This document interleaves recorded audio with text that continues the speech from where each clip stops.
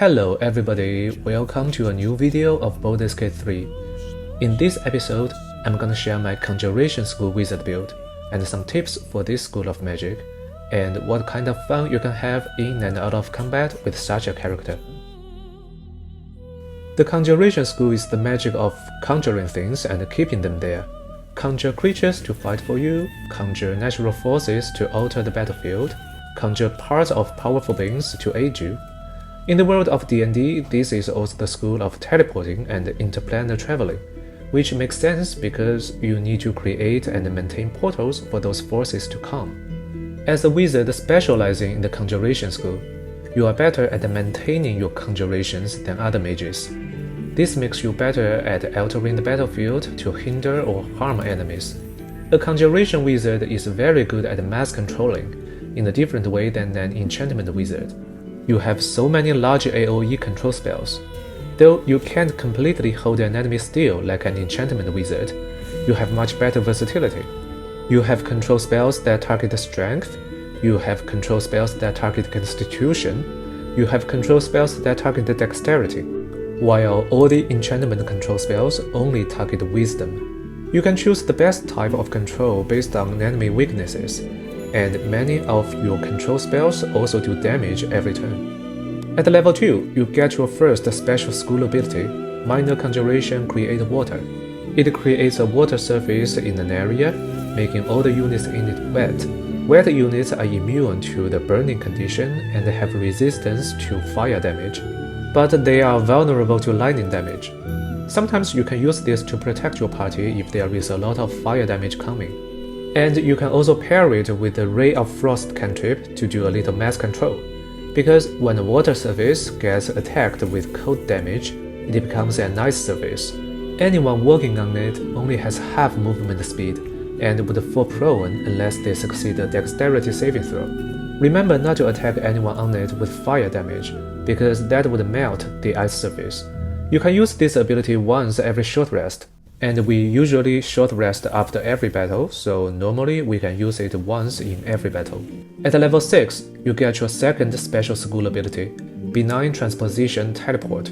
It allows you to teleport for a distance, or change position with an ally. It is like the Misty Step spell, which we already know at this point. Benign Transposition only teleports for half the distance of what Misty Step does, and it's a standard action rather than a bonus action like Misty Step, but it doesn't consume your spell slot, and recharges every time you use a conjuration spell, so it's nice to have when you really need to teleport. At level 10, you get the ability Focused Conjuration. With this ability, your concentration on conjuration spells cannot be broken by damage. Now, once your conjuration control spell is cast, it almost cannot be stopped. So this build I made is a mono-class conjurer that constantly keeps mass control over the enemies by altering large areas of the battlefield, while also keeps dealing AoE damages. We are doing this both through our own spells and through our summoned creatures. We can keep dealing poison damage with the Cloud Kill spell, while using the higher ranking elementals who are immune to poison damage to keep the enemies busy in the cloud. We can restrain enemies and keep harming them with Eva's Black Tentacles, while using summoned ranged units to attack them from the outside. We can also use the water-aligned elementals to help us alter more areas. These are just our most used combos. With all those conjuration spells and summoned creatures, we can form a lot more combos based on the specific enemy's weaknesses. When originally allocating ability scores, we give the major bonus to Intelligence, and bring it all the way up to 17, which is the highest possible for now. We'll eventually get it to 20. This is to maximize your control spell's difficult class and your chance to hit enemies with your spell attacks. Then we give the minor bonus to Dexterity, and bring it up to 16. This is your second most important ability. It increases your AC, making you less likely to be hit. It also increases your initiative roll, making you more likely to act before your enemies. Then we forego 2 strength and 2 charisma to bring constitution to 14. This is to increase our hit points and thus our survivability, and also our ability to maintain concentration before we get focused conjuration. We leave wisdom unchanged at 10 to get as much mental protection as we can get as possible. And because we are a wizard, we have proficiency bonus for wisdom saving throws, which is +2 for now, and will eventually become +4 at level 9. For the cantrips, first we choose Ray of Frost. It deals cold damage and can reduce the enemy's moving distance, giving you some controllability, and it can create a combo with your school ability later. And then I recommend Shocking Grasp. This is a melee attack that deals lightning damage. It has an advantage on enemies with metal armor, and if you land the hit, the enemy can no longer use reaction anymore, and you can walk away safely without getting an opportunity attack. Then I recommend Mage Hand. It allows you to manipulate things from a distance, which is useful outside of combat. Then for the starting spells, first we need Mage Armor, a must-have for any wizard who doesn't wear armor. It sets your AC to 13, which is already higher than most light armors. You only need to cast it once each day, and it doesn't require concentration. It will last until long rest, or until you equip an armor, or until you remove it from your prepared spells. Then the second, Shield, another must-have for any wizard build. It's a reaction that gives you another 5 AC when you need it, making you harder to be hit. Remember to untoggle your opportunity attack, in case you waste your reaction on that and can't cast your protection reactions. Then our first conjuration spell, Find Familiar. This allows you to summon a creature into your party to help with combat and exploring. Once summoned, they'll be there until their hit points get reduced to 0. It's a ritual spell, and summon spells don't need to stay prepared once the creature is summoned. You have 6 options when using this spell. I think the Raven is the absolute winner among them. It's the only one that can fly, giving it outstanding movability, and making it immune to terrain effects. And the Raven can blind enemies. Blinded enemies can barely make ranged attack. They have disadvantages on attack rolls, while you have advantages on attack rolls against them. Then Long Strider, which I think is a must-have for any party. It increases the target's moving distance for the whole day without concentration, as long as the spell is still prepared. And it's a ritual spell, which means if you cast it outside of combat, it doesn't consume your spell slot, it's free. So every morning you can cast it on yourself, on your whole party, and on all the creatures you summoned, and everybody moves faster that day. For the other 2 vacancies, we choose 2 utility spells, Enhance Leap and Featherfall. Enhance Leap and Featherfall combined give your party more freedom when exploring the map. They are ritual spells too, and they are usually always used outside of combat, so they are almost always free. Okay, now let's talk about the leveling strategy. When to learn what, and what you can do in different stages of the game. At level 2, we get to choose into the Conjuration School, and get our first special school ability, Minor Conjuration Create Water. Now we can combo it with Ray of Frost to do some mass control. And at level 2, you also get to learn another 2 spells. We can learn another Conjuration Control spell, Grease. It covers a medium area with grease for 10 turns without concentration. This slows everyone on it and possibly makes them fall prone. And if you attack it or anyone on it with fire damage, the whole area explodes and deals extra damage. Then, at level 3, you can learn another nice conjuration spell for the early game, Flaming Sphere. It summons a fire orb that can attack and ignite things around it. You have total control over this orb, just like on any other summoned creatures. This orb will last for 10 turns as long as you maintain concentration on it and it still has hit points. At this level, you also get to learn the spell See Invisibility. This is one of the best abilities of a wizard. It lasts a whole day and doesn't need concentration. At level 4, we get to choose our first feat. Here we choose Resilient Intelligence to increase our intelligence to 18 and thus increase our casting ability by 1. At this level, we take the chance to learn the spell Misty Step.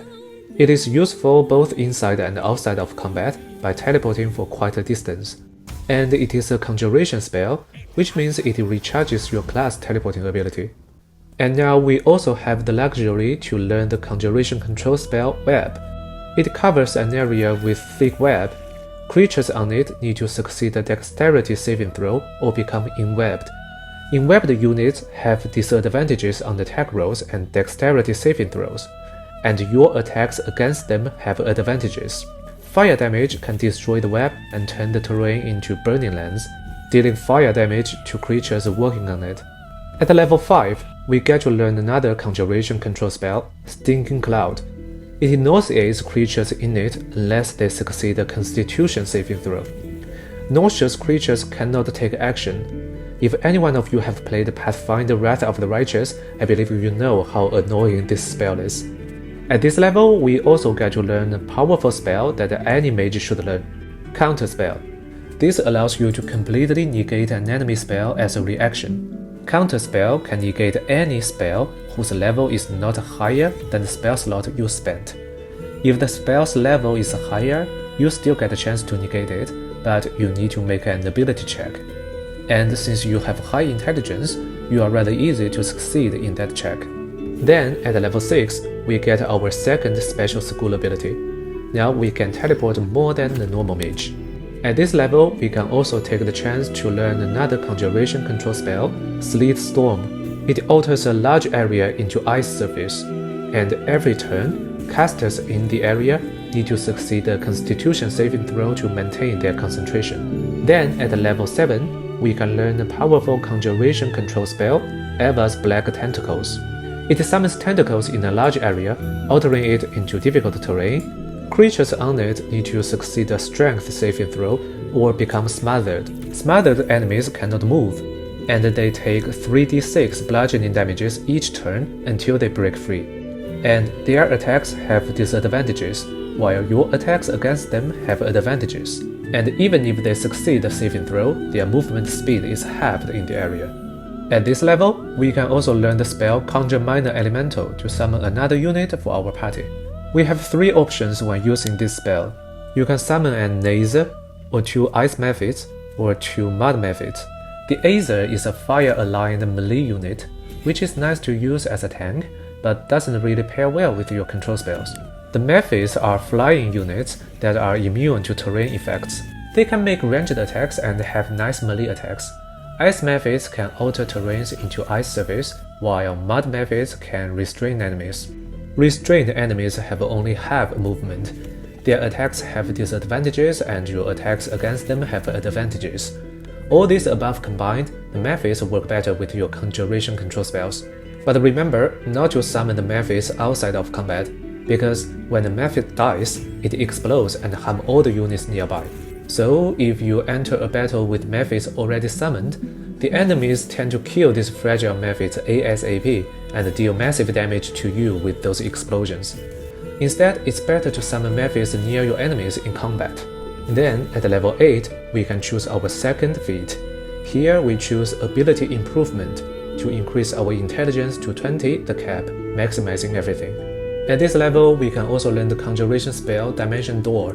It allows you to teleport along with a nearby ally. At level 9, we can learn our ultimate conjuration damage spell, Cloud Kill. It creates a poison cloud in an area that deals poison damage every turn, and you can use an action to move this cloud every turn. It's a really economical spell for you to deal tons of damage. At this level, we can also learn the spell Conjure Elemental to summon a stronger unit for our party. You have 4 options with this spell: Air Elemental, Earth Elemental, Fire Elemental, or Water Elemental. Most of the time, the Air Elemental is the most useful one for you, because it's immune to poison damage and can fight within your Cloud Kill. Its default attack is 2 shots of ranged thunder damage. This makes it also good to attack from outside your Eva's Black Tentacles. Besides this, it can also make 2 shots of melee attacks that deal both slashing and lightning damage. And it can also make a lightning damage AoE surround itself that shocks enemies, making them unable to use reactions and have disadvantages on dexterity checks. The Earth Elemental is the most tanky one, but it's not immune or resistant to any damage type. All the damage it deals are bludgeoning damage. It can only make melee attacks, but its default attack is a small AoE, It has a large AoE damage surrounding itself that pushes enemies back and lowers their movement and dexterity. The Fire Elemental has a ranged AoE that deals fire damage and alters the terrain into Burning Land. Its default attack is a fire damage melee that burns the enemy, dealing damage to them in the coming turns. Its melee multi-attack deals both bludgeoning and fire damage. The Fire Elemental is immune to fire damage, but nothing else. The Water Elemental's default attack is a melee that deals bludgeoning and cold damage, and creates a small water surface. Its multi-attack is stronger, but doesn't create surface. Its AoE hits a cone area with pure cold damage and creates ice surface. The Water Elemental is resistant to slashing, piercing, bludgeoning, and acid damage. Then, at level 10, we get our final special school ability, Focused Conjuration. Now, our concentration on conjuration spells cannot be broken by damage. Then, at level 11, we can upcast the Conjure Elemental spell to summon the strongest units we can summon for our party. Again, we have 4 options: Air Myrmidon, Earth Myrmidon, Fire Myrmidon, and Water Myrmidon. All of them are immune to poison damage and can fight inside your Cloud Kill. And all of them are resistant to slashing, piercing, and bludgeoning damage as well. The Air Myrmidon can make lightning melee damage that stuns an enemy, making them waste 1 turn and automatically fail strength and dexterity saving throws in that turn. It also has a large AoE that keeps dealing bludgeoning damage for 10 turns and silencing units in it, making them unable to cast spells. Air Myrmidon is also resistant to thunder and lightning damage, and it can turn invisible once every short rest. The Earth Myrmidon is the most tanky one because it can sacrifice movement for another 2 AC. Its default attack deals bludgeoning and thunder damage and knocks the enemy prone. It has an AoE surrounding itself, dealing bludgeoning damage and alter the terrain into mud. It has another AoE that teleports itself and dealing bludgeoning damage at the destination. The Fire Myrmidon has a melee attack that deals slashing and fire damage and burns the enemy. It has a cone AoE that deals fire damage, and it can cast the haste condition on itself for 3 turns, making itself act twice each turn. The Fire Myrmidon is immune to fire damage. The Water Myrmidon has a nice ranged AoE that launches 3 shots separately, dealing a lot of cold damage and altering a large area into ice surface. It also has a melee attack that deals piercing and cold damage and chills the enemy. Chilled enemies are vulnerable to cold damage, and if you pour water onto them, they will be frozen and become incapacitated, unable to do anything. It also has an AoE surrounding itself that heals creatures within. But if the Myrmidon is poisoned, this AoE deals poison damage to everyone within. At this level, we can also learn our ultimate teleportation spell, Arcane Gate. It creates a portal for your whole party to teleport. This is a level 6 spell and uses a level 6 slot. You only have 1 level 6 slot, and your recharge ability cannot recharge level 6 slot. Normally, this slot is more useful to upcast the Conjure Elemental, but if you find something in the game that allows you to recharge the level 6 slot, you can have them both. Finally, at level 12, we get our final feat. Here we choose Ability Improvement and increase our Dexterity to 18, further increase our AC and Initiative rolls. Okay, we have talked about how good this build is. Now let's talk about its weaknesses. The most obvious weakness of this build is that you are always exposed to enemies' attacks. Though you have a nice effective AC, it's still dangerous for you on the battleground. So you either need to find a way to hide, or eliminate enemies quickly while you still control them. The other thing is, all your AoE spells affect both enemies and allies. So if you want to use this build effectively, it's better to use an all-range party. It doesn't pair well with tanks. And if enemies somehow pull your characters into your AoE spells, you need to either end your spell or sacrifice your allies. It's also a problem if there are NPCs you want to protect. They will always be in your way. So it may be a good idea for you to learn some precise control spells from the enchantment school, but those concentrations are not protected by your school ability, and those spells don't work well if the enemy has a high wisdom. And that is everything about this Conjuration School Wizard build. Hope you like it. And if you like this video, please click the like button and subscribe to my channel. Thank you for watching, I'll see you in the next video. Bye bye.